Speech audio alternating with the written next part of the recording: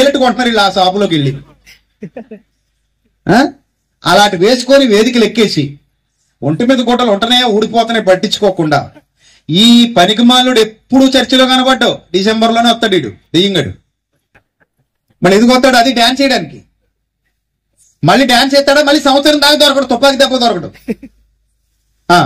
మళ్ళీ వీళ్ళతో ఆడపిల్లలు వీళ్ళిద్దరూ కలిసి వేదికల మీద యేసుప్రభు పుట్టాడని చెప్పి కళ్ళు దగ్గర కోతుల్లో ఎగురుతారా? అసలు యేసుప్రభు పుట్టడానికి మీరు కళ్ళు దాగిన కోతుల్లో ఎగరడానికి ఏమైనా సంబంధం ఉందా? అసలు అంత ఆనందం ఎందుకు? ఒక రోజు ఒకరిని అడిగాను, చెమటలు పట్టేసి కిందకు వచ్చాడు. నాదే ప్రసంగం, అక్కడ కూర్చొని పెట్టారు నన్ను. ఆ దడదడల్లో మీరు ఉండలేరండి, మీ మీద డ్యాన్స్ చేస్తారు మళ్ళీని, అక్కడ కూర్చోండి అన్నారు. సర్లే అని అక్కడ కూర్చున్నా. ఈలోగా ఈడో పైన వీర విహారం చేసి కిందకు వచ్చాడు చెమటలు పట్టేసి. ఇలా రారా నాయన అన్నాను. చాలా గట్టిగా వేసావు కానీ డ్యాన్స్, ఏందిరా నీకు ఇంత ఆనందం అన్నాను. ఏసిపో పుట్టాడు కదండి అన్నాడు. ఏంటడా ఏసిపో పుట్టాడా? ఏసిపో పుట్టాడని చెప్పి నువ్వు ఇలాగా ఇష్టం వచ్చినట్టుగా పిచ్చోళ్ళకి డ్యాన్స్ చేసేవా? ఇందుకే నాకు అర్థం కాక అడుగుతున్నాను, ఏసిపో పుట్టడం వల్ల నీకు కలిగిన మేలేంటరా నాయన అని అడిగాను. అంటే మేలంటే మేలే ఉందండి, ఆయన మా దేవుడు కదండి అన్నాడు. ఓహో మీ దేవుడా? అవునండి. సరే మీ దేవుడు పుట్టాడని ఇంత పండగ చేసుకుని ఇంత డ్యాన్స్ చేసావు కదా, మీ దేవుడు వల్ల నీకు ఒరిగిన మేలేటరా నాయన అన్నాను.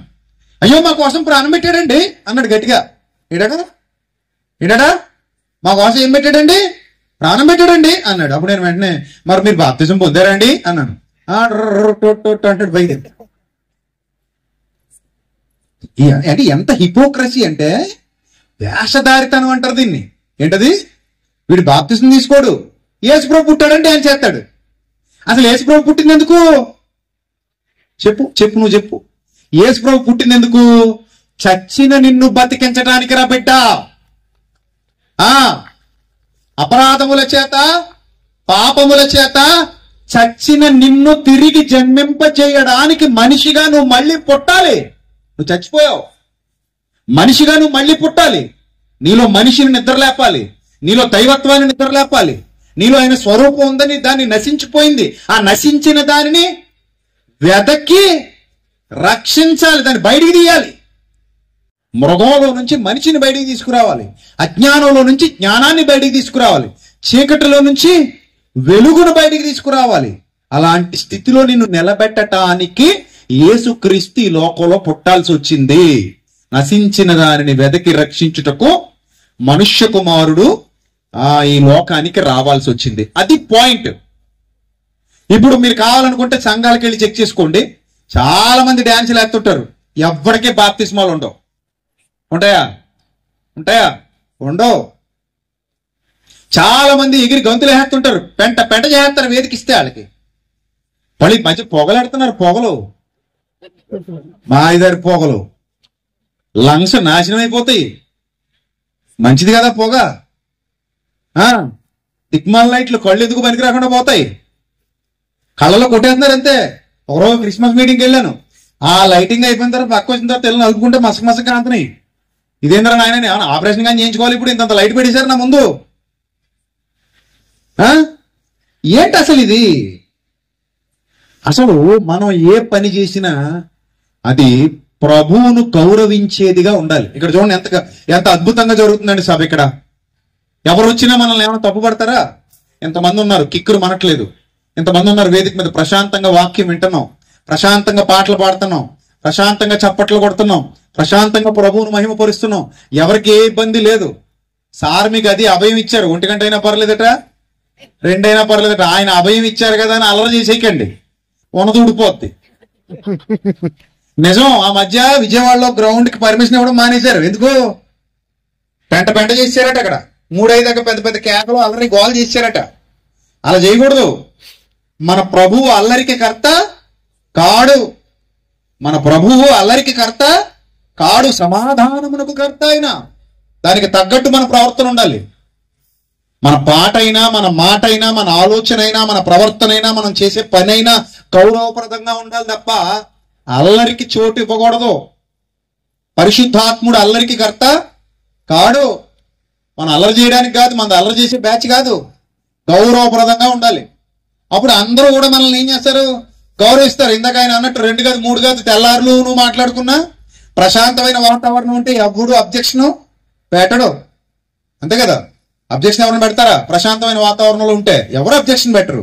అదే అల్లరల్లరి చేసి పెంట చేసాం అనుకోండి, ప్రతోడు ఏమంటారు?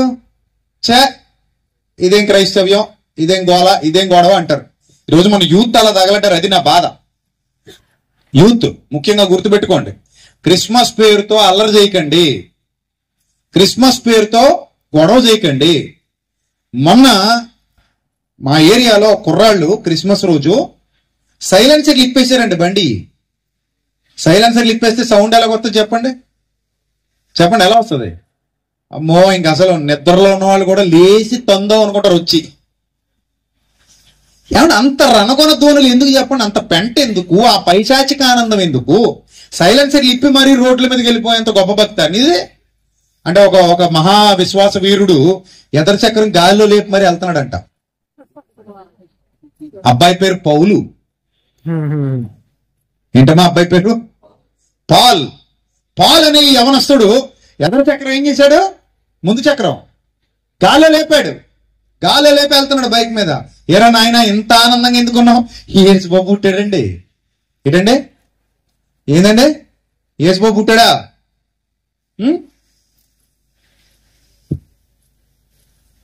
యేసుబాబు పుట్టినందుకు చక్రం గాల్లో లేపాలా? చక్రం గాల్లో లేపుతున్న తర్వాత నిన్ను పెట్టిలో పెట్టేస్తారు, జాగ్రత్త. మంచి పద్ధతి కాదు అది. ఇలాంటి చాలా మంది ఉన్నారు. చూడండి, భక్తి పిచ్చిగా ఉండకూడదు. పిచ్చి భక్తి కాదు. భక్తి అనగా అర్థం ఏంటంటే బైబిల్ ప్రకారం యహలోక మాలిన్యం మనకు అంటకుండా ఏం చేయాలట? జాగ్రత్తగా కాపాడుకోవాలి. అది భక్తి. యేసుప్రభు పుట్టుక నిన్ను నన్ను తిరిగి జన్మింపజేయటానికి. యేసుప్రభు ఈ లోకానికి రావటంలో గల ప్రధానమైన ఆంతర్యం నీలో ఉన్న చీకటిని తొలగించి నీలో గొప్ప వెలుగులు ఉదయింపజేయటానికి. అది ఆయన ఈ లోకంలో అడుగు పెట్టడంలో ప్రధానమైన ఆంతర్యం. సో అందుకే ఇంత ఖచ్చితంగా ఇదిగో తిబెర్ కైసరి ఏలుబడిలో, హేరోదు పరిపాలనలో, పొంతు పిలాతు అధిపతిగా ఉన్నప్పుడు యేసు ప్రభు ఈ లోకంలో అడుగు పెట్టాడని చరిత్ర సాక్ష్యం ఇస్తోంది. చరిత్రలో ఆయన ఉన్నాడు అనటానికి ఇవన్నీ నిదర్శనాలు. అంత మాత్రమే కాదండి, అప్పుడు జరిగినటువంటి ఒక అద్భుతమైన సంగతి ఏంటంటే ఆకాశంలో వెలిసినటువంటి ఆ స్పెషల్ స్టార్ ప్రత్యేకమైన నక్షత్రం. బాగా అర్థం చేసుకోండి, ప్రత్యేకమైన నక్షత్రం ఎక్కడ వెలిసింది? ఆకాశంలో వెలిసింది. ఆకాశంలో ఆ ప్రత్యేకమైన నక్షత్రం వెలిసిందని తూర్పు దేశంలో ఉన్న జ్ఞానులు పరిశోధన చేసి తెలుసుకొని తూర్పు దేశం నుండి ఇజ్రాయెల్ దేశానికి వచ్చారు. తూర్పు దేశం నుండి ఇజ్రాయెల్ దేశానికి వచ్చారు. ఎప్పుడు వచ్చారు చెప్పండి మీరు? చెప్పాలమ్మా, యవనస్తురాలు చెప్పాలి, మీరు చెప్పాలి. ఎప్పుడు వచ్చారమ్మా? చెప్పాలమ్మా, చెప్పరా? పాపం నోరు లేదు వీళ్ళకి. మోగోళ్ళ మీరు? మోగ పిల్లల కాలేజీ నుంచి వచ్చారా? మరి చెప్పండి, ఎప్పుడు వచ్చారు వాళ్ళు? చెప్పాలమ్మా. జ్ఞానులు ఎప్పుడు వచ్చారని అడుగుతున్నాను నేను. జ్ఞానులు యేసు ప్రభు పుట్టినప్పుడు రాలా. అర్థమైందా మీకు పాయింట్? యేసు ప్రభు పుట్టినప్పుడు జర్నీ స్టార్ట్ చేశారు వాళ్ళు. ఎక్కడా? వాళ్ళ దేశంలో. యేసు ప్రభు పుట్టినప్పుడు వాళ్ళ ఊర్లో బయలుదేరారు, వాళ్ళ దేశంలో బయలుదేరారు, అక్కడ జర్నీ స్టార్ట్ చేశారు. ఎందుకంటే పుట్టినప్పుడు ఏం వెలిసింది? నక్షత్రం వెలిసింది. మరి పుట్టినప్పుడు వచ్చింది ఎవరో తెలుసా? గొర్రెల కాపర్లు వచ్చారు. పుట్టిన రోజునే వచ్చింది ఎవరు? గొర్రెల కాపర్లు. గొర్రెల కాపర్లు వచ్చే సమయానికి యేసు ప్రభు బాలుడుగా ఉన్నాడు, అక్కడే ఉన్నాడు, బెత్లెహేములో. ఆయన పుట్టింది ఎక్కడ? బెత్లెహేములో. సో అక్కడే ఉన్నాడు. అప్పుడు అక్కడికి వచ్చింది గొర్రెల కాపర్లు. కానీ జ్ఞానులు వెంటనే రావటానికి వాళ్ళు ఏమి బెత్లెహేములో లేరు. వాళ్ళు ఎక్కడున్నారు? తూర్పు దేశంలో ఉన్నారు. తూర్పు దేశం నుండి ఇజ్రాయెల్కి రావాలి. అప్పుడు బంగారం బోళం సాంబ్రాన్ని పట్టుకుని ఫస్ట్ ఫ్లైట్ బుక్ చేసుకుని వచ్చేసరికి సాయంత్రానికి ఉన్నాయి ఫ్లైట్లు. ఉన్నాయా? మరి ఎలా రావాలి చెప్పండి, ఎలా రావాలి? మహా అయితే ఒంటెల మీదో, గాడిదల మీదో, గుర్రాల మీదో, లేకపోతే నడుచుకునో రావాలి. ఇప్పుడు నేను మిమ్మల్ని అడుగుతున్నాను, జ్ఞానులకు అడ్రస్ ఎవరు చెప్పారు చెప్పండి. జ్ఞానులు గూగుల్ మ్యాప్ పెట్టుకుని వచ్చారంటాను నేను. ఏ మ్యాప్? గూగుల్ మ్యాపే. ఒక రకంగా గూగుల్ మ్యాపే, కానీ ఫోన్లో పెట్టుకోలేదు, ఆకాశంలో పెట్టారు గూగుల్ మ్యాప్. గూగుల్ మ్యాప్ ఎక్కడ పెట్టారు? ఫోన్లో పెట్టారా, ఆకాశంలో పెట్టారా? ఆకాశంలో పెట్టారు గూగుల్ మ్యాప్. అక్కడ మొదలైంది ప్రయాణం. అది చూస్తూ ప్రయాణం మొదలు పెట్టారు. ఓహో, నక్షత్రం వెలిసింది. వెలిసిన నక్షత్రం మనకి చెబుతోంది యోదయ బెత్లెహేములో ఎవరు పుట్టారు? యేసుక్రీస్తు పుట్టారు. ఇప్పుడు మనం వెళ్ళాలి. బంగారము, బోళము, సాంబ్రాణి సిద్ధం చేసుకుని రాజును చూడటానికి బయలుదేరారు. ఎవరిని చూడటానికి బయలుదేరారమ్మా? రాజును చూడటానికి బయలుదేరారు. చూడండి, బాగా గుర్తుపెట్టుకోండి, యేసు ప్రభువు రాజుగా రాబోతున్నాడు అని అనకూడదు. మనం ఏమని అనకూడదు? యేసు ప్రభువు రాజుగా తిరిగి రాబోతున్నాడు అని మనం అనకూడదు. మనం ఏమనాలి? యేసు ప్రభువు వచ్చిందే ఎలా వచ్చాడు? రావడమే ఎలా వచ్చాడు? రాజుగా వచ్చాడు. అందుకే నేను పాట రాశాను, పుట్టింది రాజుగా, బ్రతికింది పీదగా. పుట్టింది ఎలా పుట్టాడు? ఆయన రాజుగా పుట్టాడు. అందుకే ఆ జ్ఞానులు వచ్చి ఏమడుగుతారు? యూదుల రాజుగా పుట్టినవాడు ఎక్కడా? ఏమడిగారు? యూదుల రాజుగా పుట్టినవాడు ఎక్కడా? ఆయన పుట్టిందే ఎలా పుట్టాడు? రాజుగా పుట్టాడు. అందుకే పిలాతు ముందు నిలబడినప్పుడు పిలాతు అడుగుతాడు, బాబు నువ్వు రాజువా అని అడుగుతాడు. ఏమని అడిగాడు? నువ్వు రాజువా అని అడిగితే, ఎస్ నీవన్నట్టే. ఏమన్నాడు ఆయన? నీవన్నట్టే, నేను రాజునే అన్నాడు ఆయన. కానీ పుట్టిందే రాజుగా, కానీ శరీర సంబంధమైన రాజు కాదు, ఆత్మ సంబంధమైన రాజు. రైట్. ఇప్పుడు ఈ రాజును చూడటానికి జ్ఞానులు వస్తున్నారు. రాజును చూడటానికి ఎవరు వస్తున్నారు? జ్ఞానులు వస్తున్నారు. ఈ జ్ఞానులు దేన్ని బట్టి వస్తున్నారు? నక్షత్రాన్ని బట్టి వస్తున్నారు. కొత్తగా ఒక నక్షత్రం కనబడింది. వాళ్ళు నక్షత్ర పరిశోధకులు. ఆకాశంలో ఉన్న నక్షత్రాలను పరిశోధిస్తున్నారు. కాబట్టే వాళ్ళ పేర్లు రాయబడలేదు గ్రంథంలో. ఏమని చెప్పాడు వాళ్ళ గురించి? జ్ఞానులని మాత్రమే చెప్పాడు తప్ప పేర్లు చెప్పలేదు. పలానా ఎల్లయ్య, పుల్లయ్య, సుబ్బయ్య పేర్లు చెప్పలా. ఓన్లీ ఒకటే మాట, వాళ్ళ లక్షణం చెప్తున్నాడు. వాళ్ళు ఎవరట? జ్ఞానులు. ఎందుకు జ్ఞానులయ్యారు? అందరూ నక్షత్రాలు చూస్తారు, కానీ వీళ్ళు నక్షత్రాన్ని చూసి ఎవరిని గుర్తించారు? యేసును గుర్తించారు. నక్షత్రాలు చూసి ఏం గుర్తించారు? నక్షత్రం చూసి ఎవరిని గుర్తించారు? యేసుక్రీస్తు పుట్టాడన్న సందర్భాన్ని గుర్తించారు. అందుకే వాళ్ళను గ్రంథం జ్ఞానులు అని పిలిచింది. ఇప్పుడు ఈ జ్ఞానులు వాళ్ళ దేశంలో బయలుదేరారు. బయలుదేరి మెల్లిగా ఎక్కడికి వచ్చారంటే యోదయ దేశానికి వచ్చారు. అక్కడికి వచ్చేసరికి హేరోదు ఉన్నాడు. నేరుగా హేరోదు ఇంటికే వెళ్ళిపోయారు. ఎందుకు హేరోదు ఇంటికి వెళ్ళిపోయారు? పుట్టింది ఎవరు? రాజు. రాజు ఎక్కడ దొరుకుతాడు మనకి? రాజుగారి ఇంట్లోనే దొరుకుతాడు.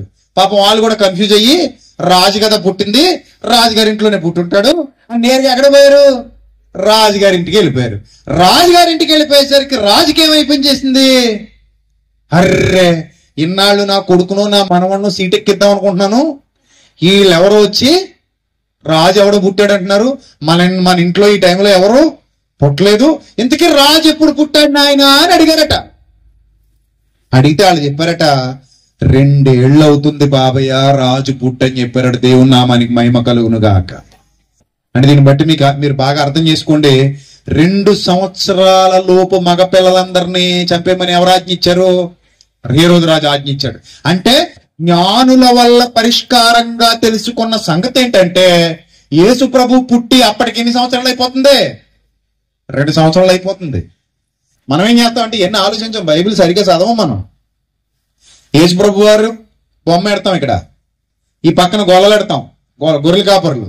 ఈ పక్కన ఎవరిని ఎడేస్తాం? జ్ఞానులు ఎడేస్తాం. ఇద్దరు కలిసి ఒకేసారి యేసు ప్రభువుని దర్శించినట్టుగా బొమ్మ గీసేస్తాం మనం, బొమ్మ. కానీ బైబిల్ అలా గీసిందా బొమ్మ? చెప్పండి, గీసిందా? గీల. ఎందుకంటే బెత్లెహేములోనే ఉన్నారు కాబట్టి గొర్రెల కాపర్లు వెంటనే వచ్చేసారు. పక్కనే ఉన్నారు, వాళ్ళు దగ్గరలో ఉన్నారు కాబట్టి యేసు ప్రభువును చూడటానికి వెంటనే వాళ్ళు వచ్చేసారు. జ్ఞానులు పక్కనే లేరు. ఎక్కడున్నారు వాళ్ళు? తూర్పు దేశంలో ఉన్నారు. ఇప్పుడు వాళ్ళు ఎక్కడి నుంచి రావాలి? తూర్పు దేశం నుంచి రావాలి. వాళ్ళకి ఎలా తెలిసింది యేసు ప్రభు పుట్టాడని? నక్షత్రం వల్ల తెలిసింది. నక్షత్రం ఎప్పుడు కనబడుద్ది? చెప్పండి, ఎప్పుడు కనబడుద్ది? రాత్రే కనబడుద్ది. మరి పగల? చెప్పండి, పగల డ్యూటీ లేదు. డ్యూటీ ఎప్పుడు? నైటే. బెత్లెహేము నుంచి నక్షత్రమే నడిపించిందట. ఎక్కడి దాకా నడిపించిందట? ఇంటి మీద. ఆ ఇంటి మీద నిలిచిందట వెళ్ళి. ఇంటి మీద నిలిచింది వెళ్ళి. ఆ ఇంటి మీద నిలిచినప్పుడు జ్ఞానులు దాన్ని పట్టుకొని మెల్లిగా యేసు ప్రభు ఎక్కడున్నాడో కనిపెట్టి అక్కడికి వెళ్ళిపోయారు. దేని ద్వారా వెళ్ళగలిగారు వాళ్ళు? నక్షత్రం ద్వారా వెళ్ళగలిగారు. ఇప్పుడు నా పాయింట్ ఏంటంటే, జ్ఞానులు యేసు ప్రభువు దగ్గరకు రావడానికి 2 సంవత్సరాల కాలం పట్టింది. ఈ 2 సంవత్సరాలు వాళ్ళు ఎందులో ఉన్నారు? యాత్రలో ఉన్నారు. ప్రియమైన దేవుని సంగమా, ఈ 2 సంవత్సరాలు ఎందులో ఉన్నారు? వాళ్ళు యాత్రలో ఉన్నారు, ప్రయాణంలో ఉన్నారు. ప్రయాణం చేసుకుంటూ చేసుకుంటూ చేసుకుంటూ యేసు ప్రభు వారిని దర్శించడానికి వచ్చారు.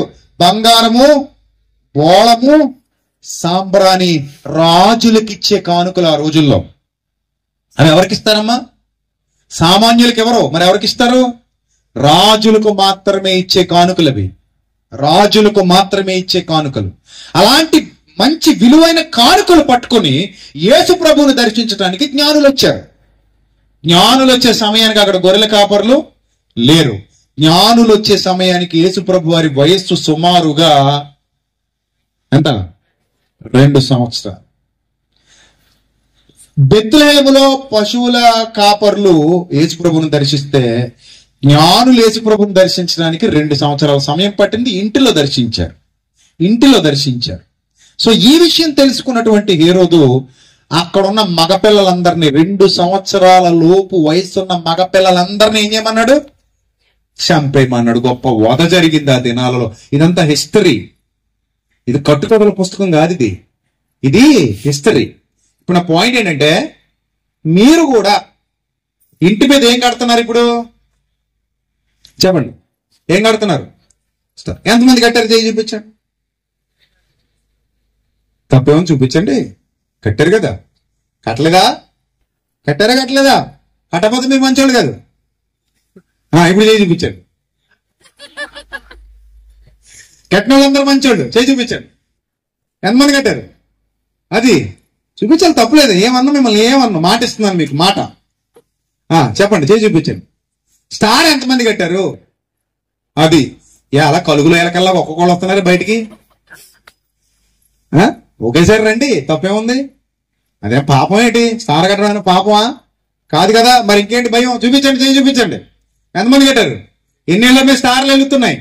రైట్, అందరేళ్ల మీద ఏం వెలుగుతున్నాయి? స్టార్లు వెలుగుతున్నాయి. ఇప్పుడు పాయింట్ ఏంటంటే, ఎవరికి దారి చూపించడానికి మీరు స్టార్ కట్టారు చెప్పాలి. చెప్పండి, ఎవరికి దారి చూపించడానికి స్టార్ కట్టారు? మీరు కట్టింది కదిలేస్తారా, గాలికి ఎగిరిపోయిస్తారా? చెప్పాలమ్మా. కదిలేస్తారా, గాలికి ఎగిరిపోయిస్తారా? గాలికి ఎగిరిపోయిస్తారు. కరెంట్ ఉంటే వెలుగుతుందా మీ స్టార్? కరెంట్ లేకపోతే వెలుగుతుందా? కరెంట్ ఉంటేనే మీ స్టార్ వెలుగుతుంది. కరెంట్ పోతే మీ స్టార్ కూడా ఏమైపోద్ది? ఆరిపోద్ది. అంటే కరెంట్ పోతే మీ స్టార్ దారి చూపదన్నమాట. అవునా? రైట్. ఇప్పుడు ఈ స్టార్ల వార్ జరిగిపోతుంది ఈరోజు క్రైస్తవ్యంలో. నిజమండి. యూత్ గొడవలు పెట్టేసుకుంటారట. ఏమంటే పలానా సంగముడు ఇంత స్టార్ పెట్టాడండి, కానీ మనం ఎంత పెట్టాలి ఇప్పుడు? ఆడి మీద డబల్, ఇంకా పెద్దది ఉండాలి. అందుకని రాత్రంతా నిద్ర మానుకొని మరి మన కుర్రాళ్ళు ఏం చేస్తున్నారు? స్టార్లు తయారు చేస్తున్నారు. ఇప్పుడు నా పాయింట్ ఏంటంటే, ఆ రోజు వెలసిన నక్షత్రం, బాగా అర్థం చేసుకోండి, ఆ రోజు వెలసిన నక్షత్రం జ్ఞానులు అని పిలువబడుతున్న వారిని క్రీస్తును పరిచయం చేసింది.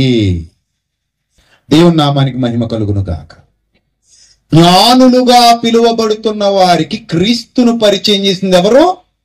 ఆ రోజు వెలిసినటువంటి ఆ గొప్పదైన నక్షత్రం. ఈ నక్షత్రం జ్ఞానులకే క్రీస్తును పరిచయం చేసింది.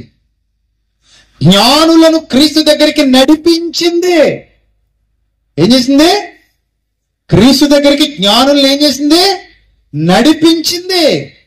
చిన్నది కాదది, చాలా గొప్పది. క్రీస్తును పరిచయం చేసింది. క్రీస్తు కొరకు వెలిగింది. క్రీస్తు కొరకు ప్రకాశించింది. క్రీస్తు కొరకే పుట్టింది. క్రీస్తు కొరకే బ్రతికింది. క్రీస్తు కొరకే వెలిగింది. క్రీస్తు తర్వాత అంతరించి పోయింది. ఇప్పుడు లేదా నక్షత్రం?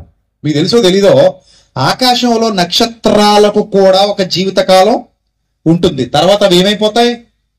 దేవుడిచ్చిన జీవితకాలం అయిపోయిన తర్వాత నక్షత్రాలు కూడా ఏమైపోతాయి? రాలిపోతాయి. అందుకే మన పూర్వీకుల్లో కూడా కొన్ని లెక్కలు ఉండేవి. అవేంటో తెలుసా? నక్షత్రం రాలిపోతుంది అనుకోండి, చిన్నప్పుడు ఏమనేవారు తెలుసా? ఏమనేవారు? నక్షత్రం రాలిపోతుందంటే ఏమనేవారు తెలుసా? ఎవరో ఒకరు పోయారు, అదిగో నక్షత్రం రాలిపోయింది. ముసలాళ్ళు చెప్పేవారు. మన ముసలాళ్ళు, మన తాతలు మామలు ఏం చెప్పేవారంటే, నీకు కూడా ఏదో ఒక నక్షత్రం ఉండే ఉంటదిరా బిడ్డ. దేవుడు నిన్ను భూమి మీద పుట్టించినప్పుడు ఆకాశంలో ఓ నక్షత్రాన్ని పెడతాడు. నువ్వు రాలిపోయేంత వరకు అది వెలుగుతా ఉంటది. నువ్వు రాలిపోయినప్పుడు అది కూడా రాలిపోద్ది అని మన కథలు చెప్పేవారు. అది నిజమో కాదో నాకు తెలియదు, కానీ ఒకటి మాత్రం నిజం. యేసు ప్రభు పుట్టినప్పుడు సూచనగా మాత్రం ఒక నక్షత్రం దేవుడు పెట్టాడు. ఎందుకంటే అది ఆయన సృష్టి కాబట్టి, ఆయన ఇష్టం ఒకటి కాబట్టి 100 పెడతాడు. కానీ ఆ ఒకటి ఎందుకు పెట్టాడు? ఇది మనకు కావాలి రాత్రి. ఆ ఒకటి యేసు ప్రభు పుట్టినప్పుడు జ్ఞానులకు దారి చూపించడానికి ఎందుకు పెట్టాడు? ఆయన ఏ పని చేసినా దాని వెనక ఒక మీనింగ్ ఉంటుంది. మీనింగ్లెస్ గా ఆయన ఏ పని చేయడు. ఆయన ఏ పని చేసినా దానికి ఒక ప్రణాళిక ఉంటుంది, దానికి ఒక పద్ధతి ఉంటుంది. ఇప్పుడు ఆయన ఆకాశంలో ఒక నక్షత్రాన్ని ఏర్పాటు చేశారంటే దానికి కారణం యేసు ప్రభువు యొద్దకు జ్ఞానులని చెప్పుకుంటున్న గొప్ప వారినే నడిపించడానికి. వీళ్ళు గొప్ప జ్ఞానులే, వాళ్ళకి చాలా విలువ ఉంది. ఇప్పుడు నేరుగా రాజు దగ్గరికి వెళ్ళిపోయారంటే సామాన్యుడు వెళ్ళగలడేటి? వెళ్ళగలడా? చెప్పండి, వెళ్ళగలడా? వెళ్ళాడు. సామాన్యుడిని రాజు దగ్గర రాణిస్తారా? రానివరు. ఇప్పుడు ఎవడు పడితే ఆడు వచ్చేసి నాకు ఎమ్మెల్యే గారు అపాయింట్మెంట్ కావాలంటే ఇచ్చేస్తారేటి? ఎవరో. ఆయనకంటే ఒక వాల్యూ ఉంటుంది, ఆయనకంటే ఒక హోదా ఉంటుంది, ఆయనకంటే ఒక విలువైన సమయం ఉంటుంది. నువ్వు ఎప్పుడు పడితే అప్పుడు వెళ్ళిపోయి బాబు నీతో మాట్లాడాలి బాబు అంటే నీకు ఎవడో గేటు దగ్గర కూడా రానివ్వరు నిన్ను. ఆయన గౌరవం ఆయనకి ఇవ్వాలి కదా, ఆయన విలువ ఆయనకి ఇవ్వాలి. ఎందుకంటే ఆయన ఎన్నుకొనబడిన వాడు గనుక, ఎన్నుకొనబడిన వాడు, ప్రజల చేత ఎన్నుకొనబడిన వాడు గనుక ఆయనకంటే ఒక వెయిట్ ఉంటుంది. ఇప్పుడు ఎమ్మెల్యే గారిని దాటిపోతే ఇంకా పైన ఎవరు ఉంటారు? మంత్రులు ఉంటారా? వాళ్ళని కూడా దాటిపోతే ఇంకెవరు ఉంటారు? ముఖ్యమంత్రి ఉంటారా? ఇప్పుడు ముఖ్యమంత్రి దగ్గరికి ఎప్పుడు వాళ్ళేవాడు బట్టలు తిన్నట్టు వెళ్ళి వచ్చేయగలమంటే అవుతుందా? అంత ఈజీ కాదు కదా. ముఖ్యమంత్రిని కలవాలంటే కూడా ఏముంటుంది మరి? ఒక పద్ధతి, ఒక లెక్క, ఒక అపాయింట్మెంట్, ఒక టైము. ఎందుకంటే వాళ్ళకి ఇంకా ఎక్కువ పనులు ఉంటాయి, ఎందుకంటే వాళ్ళ యంత్రాంగం ఇంకా పెద్దది కాబట్టి. సో ఇప్పుడు రాజును కలవటానికి నేరుగా జ్ఞానులు వెళ్ళిపోయారంటే చిన్నోళ్ళ పెద్దోళ్ళ? చెప్పండి. గొప్పవాళ్లే గొప్ప వాళ్ళ దగ్గరికి వెంటనే వెళ్ళగలుగుతారు. గొప్పవాళ్లే గొప్ప వాళ్ళ దగ్గరికి ఎలా వెళ్ళగలుగుతారు? వెంటనే వెళ్ళగలుగుతారు. ఇప్పుడు జ్ఞానులు హేరోదు దగ్గరికి నేరుగా వెళ్ళగలిగారు. అది తూర్పు దేశం నుంచి వచ్చి మరి వెళ్ళగలిగారంటే వాళ్ళకున్న క్యాపబిలిటీ అలాంటిది. వాళ్ళేం చిన్నోళ్ళు కాదు, చాలా గొప్పోళ్ళు. వాళ్ళే పనికిరానోళ్ళు కాదు, చాలా విలువైన వాళ్ళు. అలాంటి విలువైన వాళ్ళు గనుకనే నేరుగా రాజు దగ్గరికి వెళ్ళగలిగారు. ఇప్పుడు ఆ విలువైన వాళ్ళకే ఏం చూపించింది? నక్షత్రం ఏం చూపించింది? దారి చూపించింది. ఈ చదివినప్పుడు నాకు ఏమనిపిస్తుంది అంటే బైబిల్లో ఒక అద్భుతమైన మాట గుర్తొస్తుందండి. ఆ మాట చదువుతాను ఇప్పుడు. చూడండి, కొరింథీయులకు రాసిన మొదటి పత్రిక చూడండి ఒకసారి, అందరు తీయండి. కొరింథీయులకు రాసిన మొదటి పత్రిక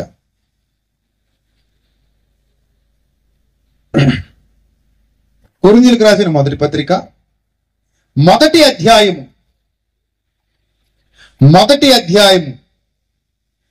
22వ వచనం చదువుదాం. కొరింథీయులకు రాసిన మొదటి పత్రిక మొదటి అధ్యాయము 22వ వచనం చూడండి, ముగించుకుందాం. యూదులు సూచక క్రియలు చేయమని అడుగుతున్నారట. నెక్స్ట్, గ్రీసు దేశస్థులు జ్ఞానాన్ని ఏం చేస్తున్నారట? వెతుకుతున్నారట. యూదులు సూచక్రియలు చేయమని అడుగుతున్నారట. గ్రీసు దేశస్థులు ఏం చేస్తున్నారట?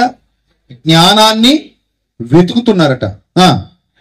అయితే మేము సిలువ వేయబడిన క్రీస్తును ప్రకటిస్తున్నాం అన్నాడు. చూసారా ఎంత అద్భుతమైన మాట అంటే ఇది. జ్ఞానులు, గొప్పవారు, పేరు ప్రఖ్యాతులు గలవారు ఇంకా వెతుకుతున్నారు, వాళ్ళకి దొరకలేదు. జ్ఞానాన్ని వెతుకుతున్నారు కానీ వాళ్ళకి ఇంకా ఏమవలేదు, దొరకలేదు. గ్రీసు దేశస్తులకు దొరకలేదు జ్ఞానం. సూచక్రియలు చేయమని యూదులు అడుగుతున్నారు, ఇంకా వాళ్ళకి దొరకలేదు. అలా దొరకని వారికి, వెదికే వారికి అపోస్తలుడైన పౌలు జ్ఞానాన్ని ఆల్రెడీ ఏం చేస్తున్నాడు చెప్పండి? జ్ఞానాన్ని ఆల్రెడీ ఏం చేస్తున్నాడు? ప్రకటించేస్తున్నాడు. నేను అంటాను, భూమి మీద నడిచే నక్షత్రం ఆ రోజుల్లో అపోస్తలుడైన పౌలు అంటాను నేను. భూమి మీద నడిచే నక్షత్రం ఆ రోజుల్లో ఎవరు? అపోస్తలుడైన పౌలు. ఎందుకు అపోస్తలుడైన పౌలు నక్షత్రం అంటే, జ్ఞానుల్ని కూడా ఎవరి వైపు నడిపిస్తున్నాడు? క్రీస్తు వైపు నడిపిస్తున్నాడు. ఆ రోజు ఫిజికల్ గా ఒక స్టార్ వచ్చి జ్ఞానుల్ని నడిపించింది. ఇక్కడ ఇదిగో, ఇక్కడ ఈ స్పిరిచువల్ స్టార్ జ్ఞానుల్ని కూడా ఎవరి వైపు నడిపిస్తున్నాడు? క్రీస్తు వైపు నడిపిస్తున్నాడు. చూడండి, 2వ అధ్యాయం 6వ వచనం. కొరింథీయులకు రాసిన మొదటి పత్రిక 2వ అధ్యాయము 6వ వచనం చూడండి, ఏం రాయబడింది అక్కడ? పరిపూర్ణులైన వారి మధ్య జ్ఞానం. పరిపూర్ణులంటే ఇంగ్లీష్ లో అర్థం ఏంటో తెలుసా? స్కాలర్స్. ఎవరు వాళ్ళు? Scholars, intellectuals. అలాంటి స్కాలర్స్ కి, ఇంటలెక్చువల్స్ కి ఎవరిని ప్రకటిస్తున్నాడంటే ఇక్కడ పౌలు భక్తుడు? జ్ఞానం. జ్ఞానం అనగా ఎవరు? యేసుక్రీస్తు. పరిపూర్ణులైన వారి మధ్య జ్ఞానమును బోధిస్తున్నాం. అది ఈ లోక జ్ఞానము కాదు, నిరర్థకులైపోతున్న ఈ లోక అధికారుల జ్ఞానం కూడా కాదు, దేవుని జ్ఞానాన్ని మర్మమైనట్టుగా బోధిస్తున్నాం.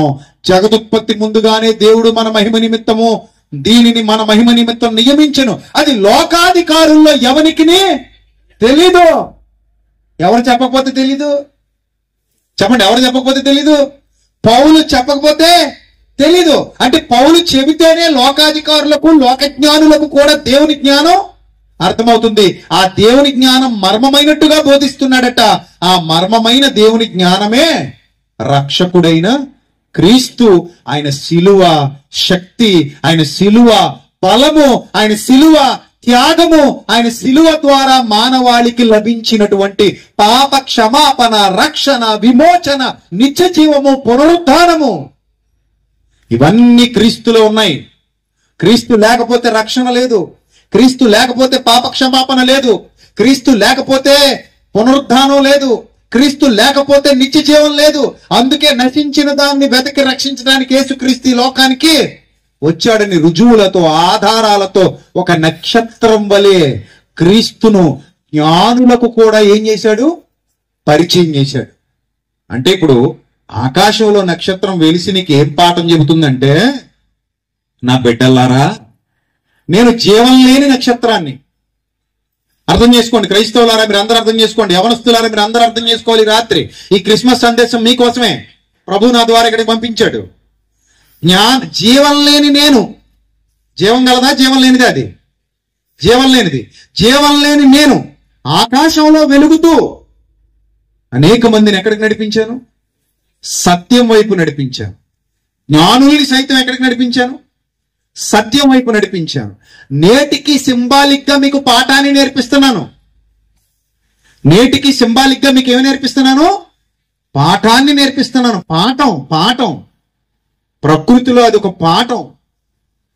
ఎలాంటి పాఠం అంటే, ఒక నక్షత్రం వెలుగుతూ జ్ఞానుల్ని క్రీస్తు యొద్దకు నడిపించింది. మరి మనం ఏం చేయాలి? ఆ నక్షత్రం బొమ్మ తెచ్చి ఇంటి మీద కట్టుకోవాలా? దానియేలు గ్రంథం 12వ అధ్యాయం, దానియేలు గ్రంథం 12వ అధ్యాయం 3వ వచనం. బుద్ధిమంతులైతే ఆకాశ మండలములోని జ్యోతులను పోలిన వారై, నాకు తెలియక అడుగుతాను, బుద్ధిహీనులైతే ఏంటట చెప్పండి. బుద్ధిమంతులైతే అని దానియేలు గారు చెప్పారు. మరి నెక్స్ట్ మీరు చెప్పాలి. బుద్ధిమంతులైతే ఆకాశ మండలములోని జ్యోతులను పోలిన వారై ప్రకాశిస్తారు. బుద్ధిహీనులైతే ప్రకాశించరు. అంతే అంతే, వ్యతిరేక పదం. బుద్ధిమంతులైతే ఏం చేస్తారు?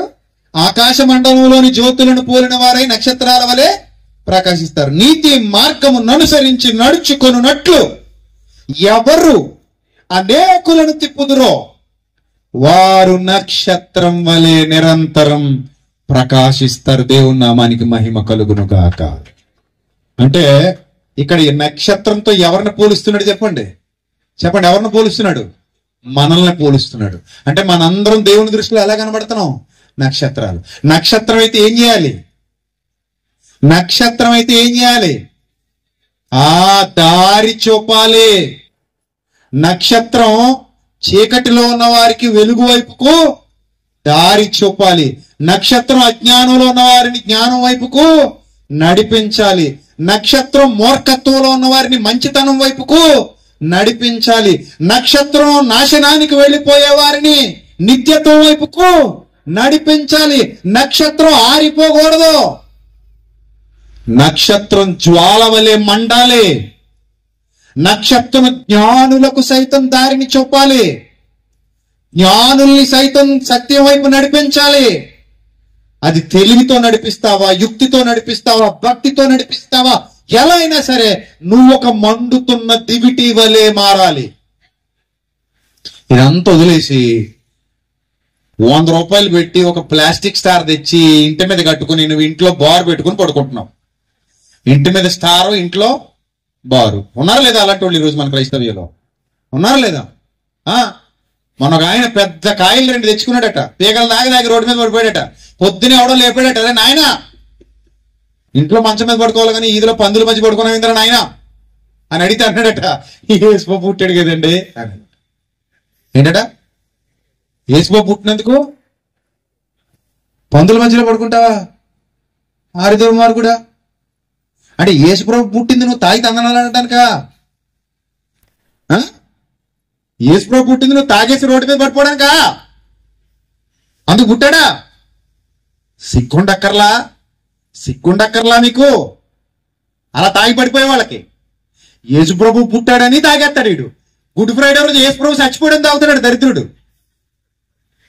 అరే నాయన, ఆయన పుట్టడం అయిపోయింది, ఆయన చనిపోవడం అయిపోయింది, ఆయన తిరిగి లేవడం అయిపోయింది, మళ్ళీ తాగి అయితే ఇంక జీవితాంతం తాగి చచ్చిపో. గుర్తుండక్కర్లా? యేసుప్రభు నువ్వు తాగమని చెప్పడానికి యేసుప్రభు పుట్ల. నువ్వు తాగి తందనాలాంటి రోడ్డు మీద పడిపోమని యేసుప్రభువు పుట్ల. యేసుప్రభు పుట్టింది నిన్ను ఒక నక్షత్రంగా మార్చడానికి. నువ్వు ఒక నక్షత్రంగా మారితే చూడాలని ఆయన అనుకుంటున్నాడు. నువ్వేమో ఇంటి మీద కట్టేసి ప్రభా ఇంటి మీద చూసుకుని ఆనందపడు ప్రభా, నేను నక్షత్రాన్ని కాదు ప్రభు అంటున్నావు. నువ్వు ఇంటి మీద స్టార్ వెలగాల, నీలో నువ్వే ఒక స్టార్గా వెలగాల. చెప్పి ఎవరు స్టార్? ఎవరు చెప్పండి స్టార్? ఎవరు? నువ్వే స్టార్. ఇది వదిలేసి ఆయన ఎవరో ఆ స్టార్ ఈ స్టార్ అని వాళ్ళంట పోతుంటావు. పోతావా? మరి మొన్న ఒక పాప అమ్మాయిని ఒక అబ్బాయి చచ్చిపోయారా లేదా?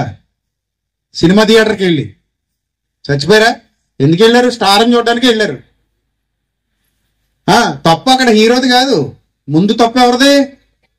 ముందు ఇల్లు తప్పు. 4 రోజులు ఆగితే టీవీలో వచ్చేది అది ఏదో. అంతదాకా ఆగలాకి వెళ్ళి చచ్చిపోయారు ఇల్లు. అవునా కదా? ఇది తప్పు ఇల్లుదే. ఎందుకు వెళ్ళాలి నువ్వు? అసలు అంత కంగారెట్టి నీకు అసలు అర్థం కాదు. ప్రాణాలు పోగొట్టుకోవడానికి అంటే బుద్ధిహీనంగా, జ్ఞానం లేకుండా, వివేకం లేకుండా. దేనికైనా ఒక హద్దు ఉంటుందా? ఉండదా? అది చిన్నపిల్లలు నేర్చుకుని వెళ్తారా? ఇది చాలా తప్పు. ప్రజలు చైతన్యవంతులు కావాలి, ప్రజలు వివేకవంతులు కావాలి, ప్రజలు జ్ఞానవంతులు కావాలి. ప్రాణాలు పోతే వెనక్కి తిరిగి రావు. ప్రాణం కంటే సినిమాలేవి గొప్పవి కావు. ప్రాణం కంటే ఏది గొప్పది కాదు. అలాంటి విలువైన ప్రాణాన్ని పోగొట్టుకున్నారు వాళ్ళు. ఇదేమి ఈ రోజు కొత్త కాదు, నా చిన్నతనం నుంచి ఇలాంటివి జరుగుతూనే ఉన్నాయి. అంటే ఇది ఈ మధ్య రీసెంట్ గా జరిగింది కాబట్టి ఇప్పుడు మాడుకుంటున్నాం. ఇలాంటివి నా చిన్నతనం నుంచి జరుగుతూనే ఉన్నాయి. జనం అజ్ఞానం వైపుకు వెళ్ళిపోతున్న కొలది ఇలాంటివి జరుగుతూనే ఉంటాయి. మరి అలా అజ్ఞానం వైపు వెళ్ళిపోతున్న వారిని నువ్వు ఎటు నడిపించాలి? జ్ఞానం వైపు నడిపించాలి. నువ్వు ఒక సంస్కర్తగా మారాలి. నువ్వు సమాజాన్ని ఉద్ధరించే నాయకుడివి, నాయకురాలివి కావాలి. నువ్వు ఒక జ్యోతివి. అందుకే మీరు లోకమందు జ్యోతులు అన్నాడు ఆయన. ఆకాశ మండలంలో నక్షత్రాలు అన్నాడు. మీరు లోకమునకు, చెప్పండి గట్టిగా చెప్పండి, మీరు లోకమునకు వెలుగై ఉన్నారు. గట్టిగా చెప్పండి నాతో పాటు, మీరు లోకమునకు వెలుగై ఉన్నారు. అలా అయితే మీకు అర్థం అవదు. నేను మళ్ళా చెప్తాను, అదే చెప్పండి. నేను, గట్టిగా చెప్పాలి, నేను లోకమునకు వెలుగై ఉన్నాను. ఎవరితో చెప్పావు ఇప్పుడు? మీరు అంటే పక్కడితో చెప్పినట్టుంది కదా. అందుకని నేను ఏమన్నాను? నేను అన్నాను. నేను అని చెప్పుకుంటున్నాడు. నువ్వు ఎవరితో చెప్పావు అనిపించింది నీకు? చెప్పు, ఎవరితో చెప్పావు? నీతో నువ్వే చెప్పుకున్నావు. అప్పుడు నువ్వు చెప్పు, నేనే స్టార్. ఎవరు? నీకు నువ్వే స్టార్. నిన్ను మించిన స్టార్ ఎవడో లేడు. నీకు నువ్వే స్టార్. వెలుగు, దేదీప్యమానంగా వెలుగు, ప్రజ్వరిల్లు, ప్రకాశించు, అనేక మందికి దీవెనకరంగా మారు, అనేక మందికి ఆశీర్వాదంగా మారు. నిన్ను చూసి 10 మంది చప్పట్లు కొట్టే స్థానానికి ఎదుగో. అది నాలో దేవుడు కోరుతున్నది. నువ్వు ఆరిపోవాలని కాదు. నా ప్రియ తమ్ముడు, చెల్లెమ్మ, యవనస్తులారా గుర్తుపెట్టుకోండి, చాలా విలువైనది సమయం. పాడు చేసుకోవాలన్నా ఇదే జీవితం, బాగు చేసుకోవాలన్నా ఇదే జీవితం, ఎదగాలన్నా ఇదే జీవితం, నాశనం అయిపోవాలన్నా ఇదే జీవితం, గొప్పగా మారాలన్నా ఇదే జీవితం, ఎందుకు పనికి రాకుండా పోవాలన్నా ఇదే జీవితం. మొదట చెప్పినట్టుగా రాతలు కాదు నీ చేతలు దృష్టి పెట్టుకో. ఒకడి పతనానికి కారణం వాడి క్రియలు, ఒకడి అభివృద్ధికి కారణం వాడి ప్రభావవంతమైన ఆలోచనలు. అందుకే ప్రభు అంటున్నాడు, నీ రాత నువ్వే రాసుకో అన్నాడు ఆయన. ఏమన్నాడు? నీ రాత నువ్వే రాసుకో. మనుష్యుడా, నువ్వు ఏం విత్తుతావో ఆ పంట కోస్తావు. అంటే విత్తేది ఏం విత్తుతున్నావో జాగ్రత్తగా చూసుకో. అంటే నీ రాత నువ్వే రాసుకో అన్నాడు ఆయన. ప్రభువే చెప్పాడు, నువ్వేం విత్తుతున్నావో జాగ్రత్తగా చూసుకో. నీ రాత నువ్వే రాసుకో. నీ రాత నువ్వే రాసుకో. నీ భవితను నువ్వే తీర్చి దిద్దుకో. ఉత్తమమైన మార్గాలలో నడువు. సుందరమైన పాదాలు కలిగి ముందడుగు వెయ్యి. ఎవరి చేత అనిపించుకోకు. అందరికీ చెప్పే స్థాయికి ఎదుగు. ఒకరితో చెప్పించుకునే స్థాయికి దిగజారిపోకు. నువ్వే ఒక నక్షత్రంగా మారు.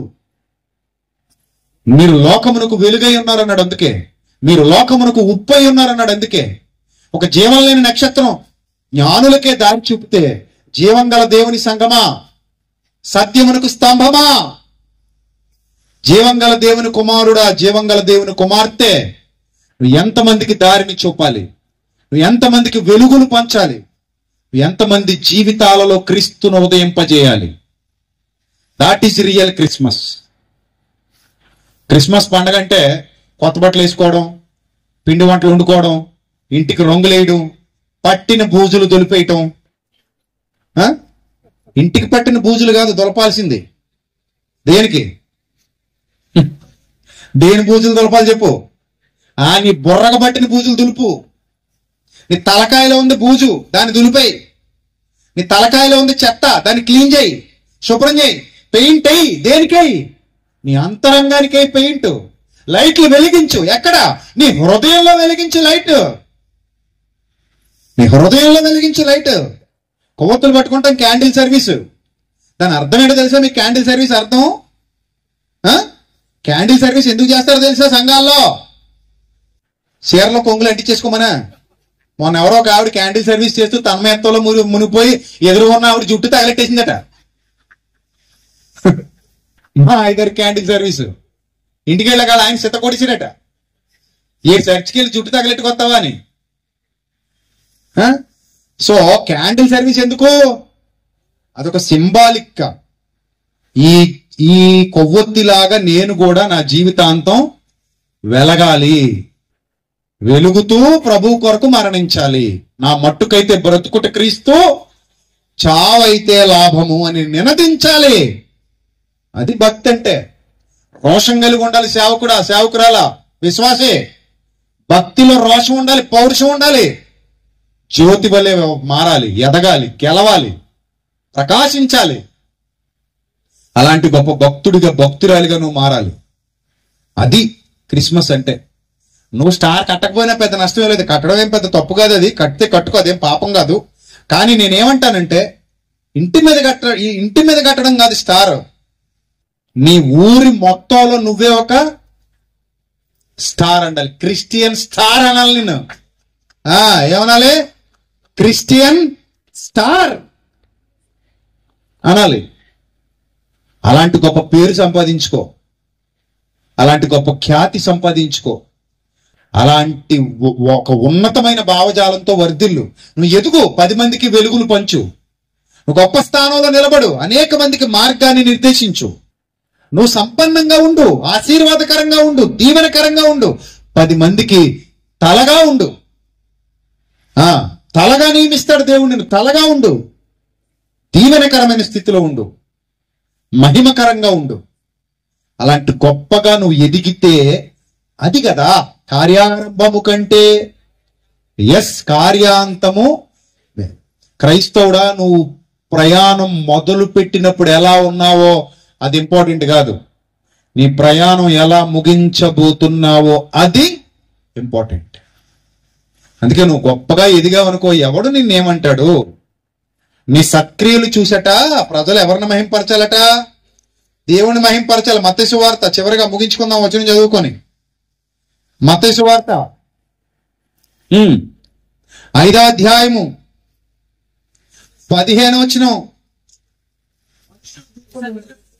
14 నుంచి చదువుదాం. 14 నుంచి చదువుదాం. మత్తయి సువార్త 5వ అధ్యాయం 14. అందరు చదవాలి. మీరు లోకమునకు వెలుగై ఉన్నారు. కొండ మీద ఉండే పట్టణం, ఇంటి మీద ఉన్న స్టార్ మరుగై ఉండదు. అందరికి కనబడాలని మనం ఎక్కడ కడుతున్నాం దాన్ని? బెడ్రూమ్ లో కట్టామా, మేడ మీద కట్టామా? అయ్యో, మళ్ళీ మేడ మీద కర్రేసి మరీ కడతాం. ఎందుకు? వీధిలో అందరికి కనబడాలని. ఎందుకు కనబడాల్సింది అదా నువ్వా? వీధిలో అందరికీ వెలుగుతూ కనబడాల్సింది అదా నువ్వా? నువ్వంటున్నాడు దేవుడు, మీరు లోకమునకు వెలుగై ఉన్నారు. 15వ వచనం.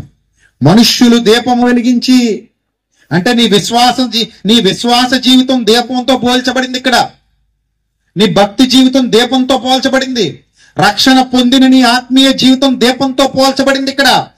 మనుష్యులు దీపము వెలిగించి కొంచెం కింద పెట్టకూడదు. అది ఇంట నుండి వారందరికీ వెలిగించుటకై. ప్రకటన గ్రంథంలో చెప్తాడు దీపస్తంభం గురించి. ప్రకటన గ్రంథంలో రాయబడింది దీపస్తంభం గురించి. సంగమా, ఎక్కడ పెట్టాలట? నువ్వు దీపస్తంభం మీద పెట్టబడాలి. మనుష్యులు ఆ దీపస్తంభం మీద వెలుగుతున్న దీపాన్ని చూచి, అనగా నీ సత్క్రియలను చూచి. మనుషులు ఏం చూడాలి? మనుషులందరూ ఏం చూడాలి? మనుషులందరూ ఏం చూడాలి? క్రైస్తవుడా, నీ సత్క్రియలు చూడాలి. ఇదిగో ఈరోజు ఇక్కడ జరుగుతుంది సత్క్రియ. ఇక్కడ వాళ్ళందరూ కలిసి ఏర్పాటు చేసిన గొప్పదైన సత్య సంబంధమైన క్రియ. దేవుని మాట పంచుతున్నారు. ఇది గౌరవం, అవమానం కాదు ఇది. మనుష్యులు మీ సత్క్రియలు చూడాలి. మీ సత్క్రియలు చూచి పరలోకమందున్న మీ తండ్రిని ఏం చేయాలి? మహిమ పరచాలి. మన ఊళ్ళో ఎంత పెద్ద స్టార్ కట్టారా అంటే మహిమ కాదు అది. ఎంత మంచి లైటింగ్ పెట్టారు ఇల్లు, అది మహిమ కాదు. వదిన నీ చీర క్రిస్మస్ చీర మెరిసిపోతుంది తగ తగ తగ తగను, ఎక్కడ కొన్నావు? అది మహిమ. అది మహిమ. అది మహిమ కాదు, మనుషులు మెప్పది. మనుష్యులు నీ సత్క్రియలు చూసి పరలోకమందున మీ తండ్రిని ఏం చేయాలట? మహిమ పరుచునట్లు వారి ఎదుట. ఎంత మంచి మాట, ఎంత మంచి మాట.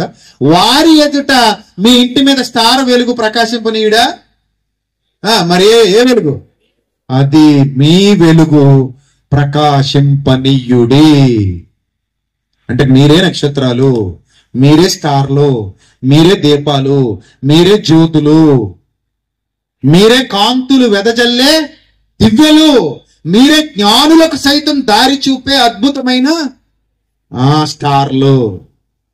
ఇది మీకు అర్థమైతే అది నిజమైన క్రిస్మస్. యేసుప్రభు అందుకే పుట్టాడు.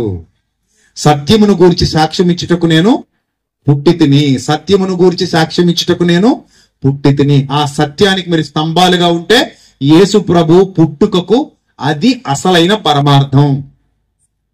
మీరు సత్యాన్ని తాకట్టు పెట్టేసి, సత్యాన్ని గాలికి వదిలేసి, సత్యాన్ని పట్టించుకోవడం మానేసి స్టార్ గట్టి పండగ చేస్తానంటే యేసు ప్రభుకి ఎలాంటి ప్రయోజనం లేదు. క్రైస్తవుడు కరిగే కొవ్వొత్తి లాంటోడు. బతికినంత కాలం 10 మందికి మంచి చేసే చచ్చిపోతాడు. ఎవరికి ఏ కీడు ఏ హాని తలపెట్టడో అది గుర్తుపెట్టుకోండి. ఈరోజు చాలా మందికి చెప్తున్నాను, క్రైస్తవులు దేశం నుంచి వెళ్ళిపోవాలి, క్రైస్తవులు అక్కడికి పోవాలి.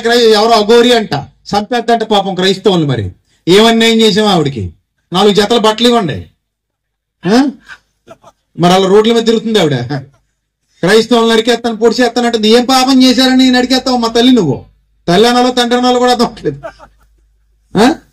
ఏం పాపం చేశారని చంపేస్తావు? ఏం పాపం చేశారని నరికేస్తా. కత్తి చూపిస్తుంది మళ్ళీ వీడియోలో. ముస్లింలందరూ నేను నరికేస్తాను, క్రైస్తవులందరూ నేను నరికేస్తాను. ఏంటది? ఇదా మంచి పద్ధతి అది?